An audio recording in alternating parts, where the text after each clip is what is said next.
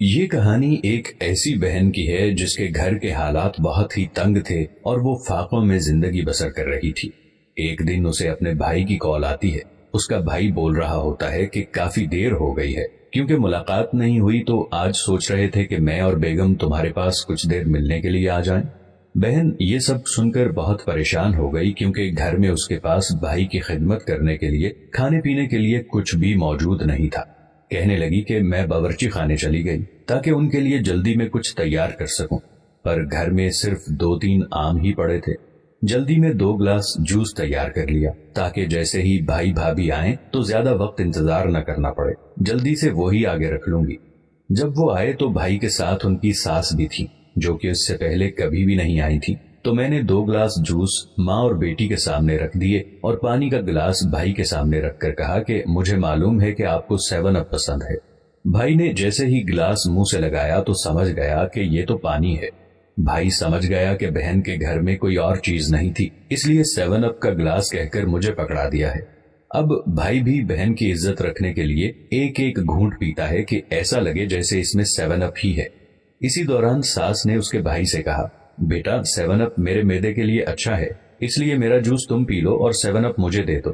بہن اپنے دل ہی دل میں سوچتی ہے کہ لو جی، میری چالاکی تو رسوا ہو جائے گی، کیونکہ اس میں 7 اپ تو تھی ہی نہیں، پر اللہ میرے بھائی کو سلامت رکھے۔ بھائی نے اپنی ساس سے کہا کہ اس گلاس سے تو میں نے کافی 7 اپ پی لیا ہے، آپ کے لیے میں فریج سے بوتل لاتا ہوں۔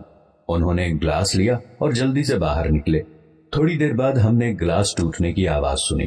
بھائی واپس آئے، ساس سے کہا کہ 7 اپ کی بوتل تو مجھ سے گر کر ٹوٹ گئی ہے، میں جلدی سے آپ کے لیے دکان سے ایک بوتل لے آتا ہوں۔ ساس نے سختی سے انکار کیا کہ چلو، یہ میرے نصیب میں نہیں تھا۔ کچھ گھنٹوں کے بعد جب ان لوگوں کے جانے کی باری آئی تو بھائی اٹھا اور بہن سے الوداع کرتے وقت کچھ پیسے جیب سے نکال کر اپنی بہن کے ہاتھ میں رکھ دیے اور بولا کہ تمہارا گلاس مجھ سے ٹوٹ گیا تھا تو ان پیسوں سے تم وہ گلاس لے لینا۔ وہ اس طرح سے بہن کو پیسے بھی دے دیتا ہے کہ کسی کو وہ نظر نہ آئے، اور مٹھی بند کر کے اس کی مٹھی میں ڈال کر اس کی مٹھی بند کر دیتا ہے۔ جب وہ سب چلے جاتے ہیں تو بہن اپنی مٹھی کھول کر دیکھتی ہے کہ کتنے پیسے دیے ہیں بھائی نے۔ اس میں کم و بیش 10,000 روپے موجود ہوتے ہیں۔ وہ سمجھ آتی ہے کہ میرے بھائی کو میرے حالات کا معاملہ سمجھ میں آ گیا ہوگا، اسی لیے انہوں نے مجھے یہ پیسے دیے ہیں اور درپردہ میری مدد کی ہے۔ دوستو، یہ پیغام ان بھائیوں کے لیے ہے جو اپنی بہنوں کے پاس جاتے نہیں اور ان کی خیریت دریافت نہیں کرتے۔ دوستو، کبھی کبھی اپنی بہنوں کے پاس جایا کریں، لیکن اپنی بہن کے پاس جاتے ہوئے خالی ہاتھ مت جایا کریں۔ ہو سکتا ہے کہ وہ مشکل سے زندگی گزار رہی ہوں۔ اپنی بہنوں کا خیال رکھیں، کیونکہ بہنیں باپ کے مرنے کے بعد آپ کے آسرے پر ہوتی ہیں اور آپ ہی کا انتظار کر رہی ہوتی ہیں۔ اپنی پیاری پیاری بہنوں کو تنہا مت چھوڑیے، ان کی مدد کیا کریں، کیونکہ بہنوں کی دعاؤں سے آپ کو دنیا اور آخرت کا ہر سکون ملے گا، وہ سکون جو شاید آپ سوچ بھی نہیں سکتے۔ امید ہے ہماری آج کی ویڈیو بھی آپ کو ضرور پسند آئی ہوگی اور اپنے دوست و احباب کے